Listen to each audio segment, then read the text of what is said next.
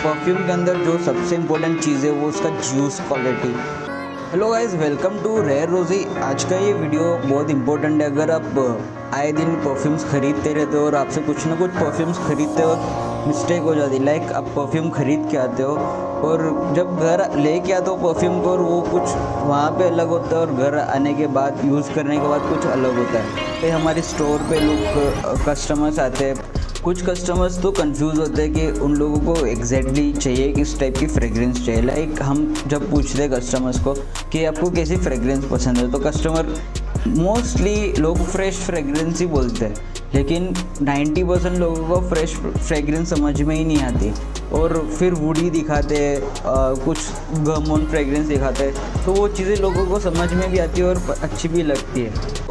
कुछ ऐसी मिस्टेक्स होते हैं लोग अक्सर करते हैं परफ्यूम खरीदते वक्त। परफ्यूम खरीदने का सबसे पहला रूल है, कभी किसी की चॉइस से परफ्यूम मत खरीदो। अगर आप एंथुजियास्ट हो परफ्यूम के, तो आप सिर्फ और सिर्फ अपनी खुद की जो पसंद होती है, देखो हर एक बंदे की चॉइस और पसंद अलग होती है, हर किसी को सेम चीज़ पसंद नहीं आती। ये फ्रेगरेंस है फाल्कन इंटेंस, ये स्पाइसी वार्म फ्रेगरेंस है, ये हर किसी की चॉइस नहीं है, चाहे ये कितना भी महंगा परफ्यूम हो, उससे कोई लेना देना नहीं है। 500 रुपये का भी परफ्यूम होगा, लेकिन अगर आपको टेस्ट उसका पसंद आएगा तो फिर कोई बात नहीं, किसी को पूछने की ज़रूरत नहीं है। सबसे इम्पोर्टेंट चीज़ तो ये ख्याल रखो, अक्सर लोग क्या करते हैं, 2-3 फ्रेंड्स साथ में आते हैं या तो पेरेंट्स के साथ में आते हैं, बच्चे ऑलवेज पेरेंट्स को पूछते हैं, लेकिन पेरेंट्स का टेस्ट अलग है और बच्चों का टेस्ट अलग रहता है। कुछ फ्रेंड्स आते हैं, 4 लोग आके देखते ऐसे स्प्रे करते हैं और दोस्त को पूछते हैं कैसा लग रहा है, उसको पसंद आया होता है लेकिन उसको पसंद नहीं आता, तो फिर वो परफ्यूम नहीं खरीदते। तो ऐसा भी मत करो, फिर वो जो चीज़ उसके दोस्त को पसंद आती है वो उसको पसंद नहीं आती, लेकर तो जाते हैं उसके दोस्त के पसंद की, घर जाके पता चलता है ये तो मेरे को पसंद ही नहीं आती। तो चाहे 500 का परफ्यूम लो, 5000 का लो, कोई भी परफ्यूम लो, लेना तो खुद की पसंद से लेना, नहीं तो नहीं लेना। सेकंड नंबर, लोग अक्सर परफ्यूम को जज ऐसे करते हैं कि लाइक ऐसे स्प्रे करते हैं हाथ पे या स्ट्रिप पे, कहीं पे भी स्प्रे करते हैं और ऐसे स्मेल करते हैं और स्मेल करने के बाद परफ्यूम कैसा है कैसा नहीं है वो जज करते हैं। मोस्टली ब्रांड्स क्या करती है, परफ्यूम को टॉप नोट्स के अंदर बहुत अच्छा बनाती है, जो टॉप नोट सिर्फ 5 से 15 मिनट तक चलती है, उसके आगे टॉप नोट्स नहीं चलते। तो ये जो चीज़ें ना 15 मिनट में ख़त्म हो जाएगी, ये समझ के चलो।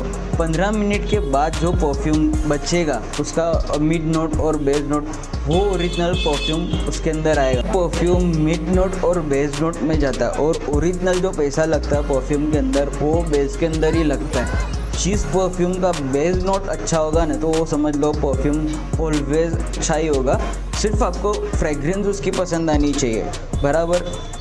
और ये चीज़ लोग इसके अंदर ज़्यादातर मार खा जाते हैं परफ्यूम को सिलेक्ट करने के अंदर। और फिर बात करते हैं परफ्यूम के इंग्रेडिएंट्स की, तो हमेशा याद रखो, लोग आके एक ही क्वेश्चन करते हैं कि लास्टिंग। ऑलवेज ज़रूरी नहीं है परफ्यूम की लास्टिंग, कभी ऐसा ज़रूरी नहीं कि परफ्यूम लॉन्ग लास्टिंग ज़्यादा करता तो परफ्यूम महंगा हो गया, ऐसा कुछ ज़रूरी नहीं है। और प्राइसिंग के हिसाब से लास्टिंग कुछ मैटर ही नहीं करता। अगर कुछ परफ्यूम के अंदर एक्चुअल में मैटर करता है उसके रॉ मटेरियल्स, उसका इंग्रेडिएंट्स, परफ्यूम किस ग्रेड के ऑयल से बनता है, वो बहुत ही ज़्यादा इम्पोर्टेंट और ज़रूरी चीज़ है। तो देखो 500 रुपये में भी परफ्यूम बनते हैं, 50 रुपये में परफ्यूम बनते हैं और 5-10 हज़ार 15,000 उससे भी ऊपर तक परफ्यूम बनते हैं। लाख रुपए में भी लोग परफ्यूम बनाते, तो लोग क्यों 50,000 का परफ्यूम क्यों खरीदते हैं? तो परफ्यूम 50,000 का खरीदने का मकसद लोगों का जो होता है कि उसके इंग्रेडिएंट्स और रिफाइंड क्वालिटी, जो जैसे कि ये फाल्कन इंटेंस, ये पहले हमने फाल्कन एक परफ्यूम बनाया था जो 500 रुपीज़ का था, उसके अंदर लोअर मोनिकुल्स थे, कुछ कम ग्रेड का बजट में कुछ परफ्यूम बनाया था। और यही फाल्कन इंटेंस जब बनाया हमने, कभी इसके अंदर हमने बजट नहीं सोचा, इसके अंदर जो जितनी चीज़ हमको अच्छी लगती थी वो हमने इसके अंदर डाली है और ये समझ लो ये टॉप ग्रेड की फ्रेगरेंस बन गई अभी की। थर्ड और सबसे इम्पोर्टेंट पॉइंट, अगर मैं आपको एक चीज़ बताऊं, कभी परफ्यूम को लास्टिंग के बेसिस पे और प्राइसिंग के बेसिस पे नहीं खरीदना, ना ही ब्रांडिंग के बेसिस पे खरीदना, या ना ही पैकेजिंग के। परफ्यूम के अंदर जो सबसे इम्पोर्टेंट चीज़ है वो उसका जूस क्वालिटी। ना उसकी कांच की बोतल ज़रूरी है, ना उसका कैप ज़रूरी है, ना ऑटोमाइज़र थोड़ा बहुत ज़रूरी है, क्योंकि ये बहुत इंपॉर्टेंट चीज़ है कि ऑटोमाइज़र परफ्यूम का कैसा है। और दूसरी बात कि पैकेजिंग, मोस्टली ब्रांड्स क्या करते हैं, परफ्यूम को सेल करने के लिए पैकेजिंग पे बहुत ज़्यादा खर्चा करते हैं। आपने देखा होगा कि कुछ ऐसी, मैं नाम नहीं लूँगा, कुछ बड़ी बड़ी ब्रांड्स है जो पैकेजिंग पे इतना खर्चा करते हैं, बॉटलिंग पे इतना खर्चा करते हैं, बहुत सारी डिज़ाइन वाली अच्छी डिज़ाइन वाली बोतल्स भी बनाते हैं। अच्छी चीज़ है, गलत नहीं है, लेकिन वो लोग ब्रांडिंग के पीछे उसका जूस क्वालिटी ख़राब कर देते हैं। लोग पैकेजिंग पे तो खर्चा कर देते हैं, लेकिन जूस क्वालिटी पे कुछ ब्रांड्स खर्चा ही नहीं करती। ये सिर्फ बात कुछ ब्रांड्स की है, सारी ब्रांड्स ऐसा नहीं करती। स्मार्टनेस आपको रखने की, आपको कौन सी चीज़ चाहिए, आपको पैकेजिंग चाहिए, अच्छी जूस क्वालिटी चाहिए। तो परफ्यूम के अंदर सबसे इम्पोर्टेंट चीज़ होती है उसकी जूस क्वालिटी। अगर परफ्यूम की जूस क्वालिटी अच्छी है, फ्रेग्रेंस की क्वालिटी अच्छी है, और कभी आपको लास्टिंग के बिहाफ पे परफ्यूम कभी नहीं खरीदना। अगर परफ्यूम खरीदना हो, किसी भी परफ्यूम को चेक करना हो, तो ऐसे स्ट्रिप्स लो, स्ट्रिप के ऊपर परफ्यूम को ऐसे स्प्रे करो और उसको स्मेल करो। और पहले आपको टॉप नोट सी आने वाली है किसी भी परफ्यूम के अंदर। और देखो कुछ फ्रेग्रेंस क्या होगी कि आप स्मेल करोगे ना, स्टार्ट टू एंड तक सेम फ्रेग्रेंस रहेगी, इसके अंदर और कोई एलिमेंट्स नहीं होगा। अगर कोई ऐसे, चाहे लॉन्ग लास्टिंग हो, अगर आपको कोई ऐसी फ्रेग्रेंस लेनी है तो उससे दूर रहना है, क्योंकि उसके अंदर मोस्टली चांसेस होगा DPG मिला हुआ होगा परफ्यूम के अंदर। तो ऐसी फ्रेग्रेंस से दूर रहना है। और दूसरी कोई चीज़, ये कॉस्ट कटिंग वाली फ्रेग्रेंस होती है, तो इसके अंदर चीप क्वालिटी का ऑयल इंग्रेडिएंट्स यूज किया होता है। तो ऐसे फ्रेग्रेंस को अगर सस्ते में लेते हो तो फिर तो ठीक है, अगर आप ज़्यादा पे करते हो तो इस चीज़ को आपको नहीं लेना चाहिए। और दूसरी बात, आपने जब उसको स्प्रे किया, 5 मिनट उसको वेट करो।